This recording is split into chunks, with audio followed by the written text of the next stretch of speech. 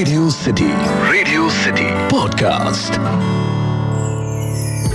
Radio city पर कहानी पौराणिक भारत की। गरुड़ जी का भोजन सबसे पहले कौन बने? अखिल के साथ हैं आप रेडियो सिटी पर और ये है कहानी पौराणिक भारत की, एक ऐसा पॉडकास्ट जहां आज मैं आपके लिए महाभारत से कहानी लेकर आया हूं, जहां पर हमें ये भी बताया गया है कि गरुड़ जी का सर्वप्रथम भोजन कौन बने। तो अपनी माता विनिता को नागों की मां कद्रू के श्राप से मुक्ति दिलाने के लिए और स्वर्ग से अमृत लाने के लिए गरुड़ भगवान उड़ चले। रास्ते में उन्हें उनके पिता कश्यप जी मिले। उन्होंने उनका सकुशल पूछा और कहा कि खाने पीने की व्यवस्था ठीक तो है? तब गरुड़ जी ने बताया कि मैं क्या बताऊं, खाने पीने की व्यवस्था बिल्कुल नहीं है। आप ही कुछ उपाय बताइए कि मुझे पर्याप्त भोजन मिले, शक्ति मिले, ताकि मैं स्वर्ग से अमृत लेकर आ सकूं और अपनी माँ का जो दासीपन है उससे उन्हें मुक्ति दिला सकूं। तब कश्यप ऋषि कहते हैं कि एक पुण्यदायक सरोवर है, उसमें एक हाथी नीचे की ओर मुंह करके सदा सूंड से पकड़कर एक कछुए को खींचता रहता है।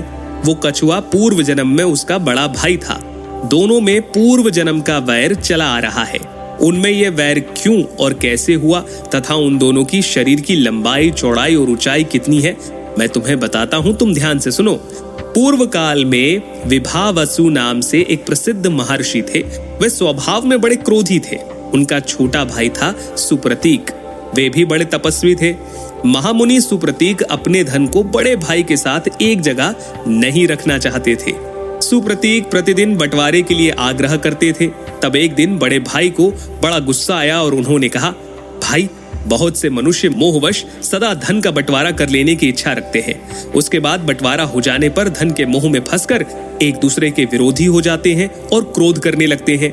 वे स्वार्थ परायण मूढ़ मनुष्य अपने धन के साथ जब अलग अलग हो जाते हैं, तब उनकी ये अवस्था जानकर शत्रु भी मित्र रूप में आकर मिलता है और उनमें भेद डाल देता है।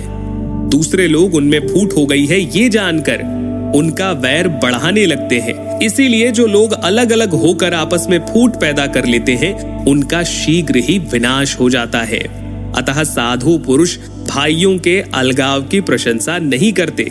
इसीलिए सुप्रतीक तुम्हें वश में करना असंभव हो रहा है और तुम भेदभाव के कारण ही बंटवारा करके धन लेना चाहते हो। इसीलिए मैं तुम्हें श्राप देता हूँ कि तुम हाथी की योनि में जन्म लोगे। श्राप मिलने पर सुप्रतीक ने विभावसु जी से कहा कि तुम भी पानी के भीतर विचरने वाले कछुए होगे। इस प्रकार सुप्रतीक और विभावसु मुनि एक दूसरे के श्राप से हाथी और कछुए की योनि में पड़े और धन के लिए उनके मन में मोह छा गया। रोष और लोभ रूपी दोष के संबंध से उन दोनों को तिर्यक योनि, यानी कि जो मनुष्य योनि से नीचे की जो योनियां हैं उन्हें तिर्यक योनि कहा जाता है, तो तिर्यक योनि में जाना पड़ा। वे दोनों विशालकाय जंतु पूर्व जन्म के वैर का अनुसरण करके अपनी विशालता और बल के घमंड में चूर होकर एक दूसरे से द्वेष रखते हुए इस सरोवर में रहते हैं।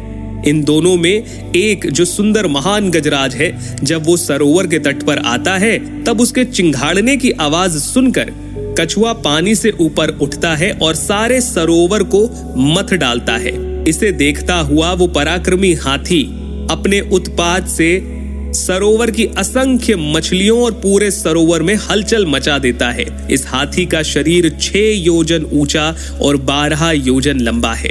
कछुआ 3 योजन ऊंचा और 10 योजन गोल है। वे दोनों एक दूसरे को मारने की इच्छा से युद्ध के लिए मतवाले बने हैं। तुम शीघ्र जाकर उन्हीं दोनों को भोजन के रूप में उपयोग में लाओ और अपने अभिष्ट कार्य का साधन करो। और इस प्रकार गरुड़ भगवान उड़ चलते हैं उस सरोवर की तरफ। एक पंजे में वो हाथी को पकड़ते हैं और दूसरे पंजे में कछुए को। अब प्रश्न ये उठता है कि कहां बैठकर भोजन किया जाए। इसके बारे में भी महाभारत में लिखा है, जो मैं आगे आपको फिर कभी बताऊंगा। फिलहाल के लिए इतना ही। सुनते रहिए रेडियो सिटी।